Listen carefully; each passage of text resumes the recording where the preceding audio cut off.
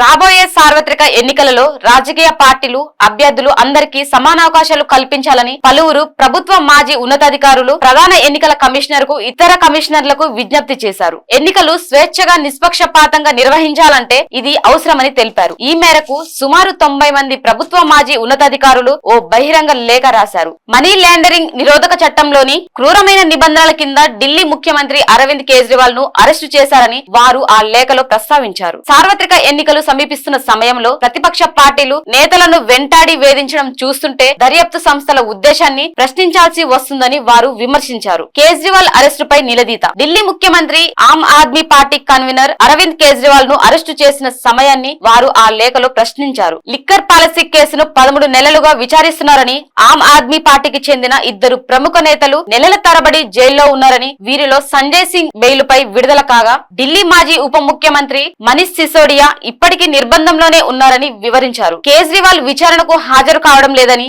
అందుకే అరెస్టు చేశామని చెబుతున్నారని, అయితే ఆయనను ప్రశ్నించకుండా ఎవరు అడ్డుకోలేరని స్పష్టం చేశారు. సార్వత్రిక ఎన్నికలను ప్రకటించి ప్రవర్తన నియమావళి అమలులోకి వచ్చిన తర్వాత ఇలాంటి చర్యకు దిగడం ఉద్దేశపూర్వకంగానే ప్రేరణతో జరిగిందని తాము భావిస్తున్నామని తెలిపారు. కాంగ్రెస్ ఇతర ప్రతిపక్ష పార్టీలకు సంబంధించిన పాత కేసులను ఆదాయ పన్ను శాఖ తిరగదోడుతుందని మాజీ ఉన్నతాధికారులు ఆగ్రహం వ్యక్తం చేశారు. లోక్సభ ఎన్నికల్లో పోటీ చేస్తున్న తృణమూల్ కాంగ్రెస్ నేత మహువా మొయిత్రా నివాసంలో జరిగిన సోదాలను వారు గుర్తు చేశారు. ఈసీపై ఆగ్రహం. ఎన్నికల ప్రక్రియలో క్రియాశీలకంగా వ్యవహరించకుండా ప్రతిపక్షాల స్వేచ్ఛను హరిస్తున్నారని, ఈ కక్షపూరిత రాజకీయాలను చూస్తూ కూడా ఎన్నికల కమిషన్ ప్రేక్షక పాత్ర పోషిస్తుందని మాజీ ఉన్నతాధికారులు ఆగ్రహం వ్యక్తం చేశారు. ఈ విషయంలో కమిషన్ వ్యవహార శైలిపై ప్రజల్లో అనుమానాలు రేకెత్తుతున్నాయని, వీటికి అడ్డుకట్ట వేయాలంటే ఈసీ నిక్కచ్చిగా వ్యవహరించాల్సిన అవసరం ఉన్నదని గత నెల రోజులుగా జరుగుతున్న పరిణామాలు చాటి చెప్తున్నాయని అన్నారు. ఈవీఎంల సమగ్రత పైన ఓట్ల నమోదులో ఖచ్చితత్వం కోసం